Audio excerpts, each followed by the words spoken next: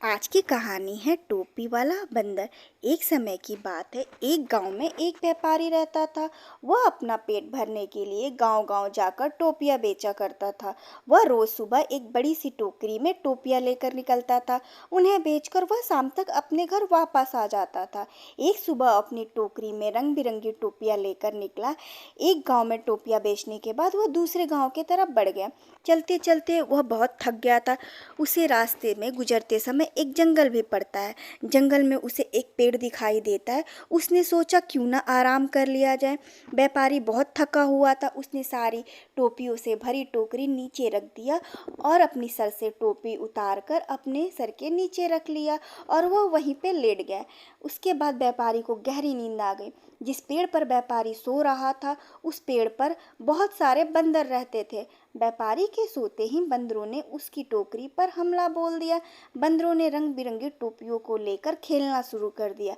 कई बंदरों ने हाथ में टोपियों को भी पकड़ रखा था। बंदरों की उछल कूद से वहां बहुत शोर हुआ तो व्यापारी की नींद खुल गई। नींद खुलते ही व्यापारी के होश उड़ गए। उसने देखा कि टोकरी में टोपियां सारी गायब हो चुकी हैं। सभी बंदर हाथ में टोपी लिए हुए व्यापारी की ओर देख रहे थे। व्यापारी ने ऊपर बंदरों की ओर देखा तो वह सब समझ गया। व्यापारी परेशान हो गया और वह सोच में पड़ गया कि अब क्या किया जाए। अब टोपियां न बेच पाने के कारण उसको कितना नुकसान हो जाएगा। यही सब सोचते हुए वह अपना सिर खुजाने लगा। ऐसा करते देख बंदर भी अपना सिर खुजलाने लगे। व्यापारी को देख यह बहुत गुस्सा आया। उसने गुस्से में अपने सिर पे हाथ तेजी से मारा। बंदरों ने भी अपने हाथ को अपने सर पे तेजी से मारा।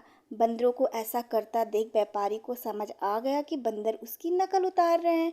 अब व्यापारी को एक तरकीब सूझी जिससे वह अपनी टोपियां वापस लेता है। उसने अपने टोपी को सोते वक्त जो सिर के नीचे रखा था वह सिर पे पहनने और उसके बाद अपने सिर से उतार कर वापस उसे जमीन पे फेंक दिया।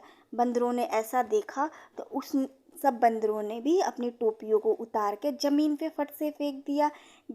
व्यापारी की तरकीब काम आ गई। उसने जल्दी जल्दी टोपियां इकट्ठा की और बेचने के लिए दूसरे गांव की तरफ निकल गया। इस कहानी से हमें ये सीख मिलती है कि विपरीत परिस्थिति में घबराना नहीं चाहिए और हमें सूझबूझ से काम लेना चाहिए।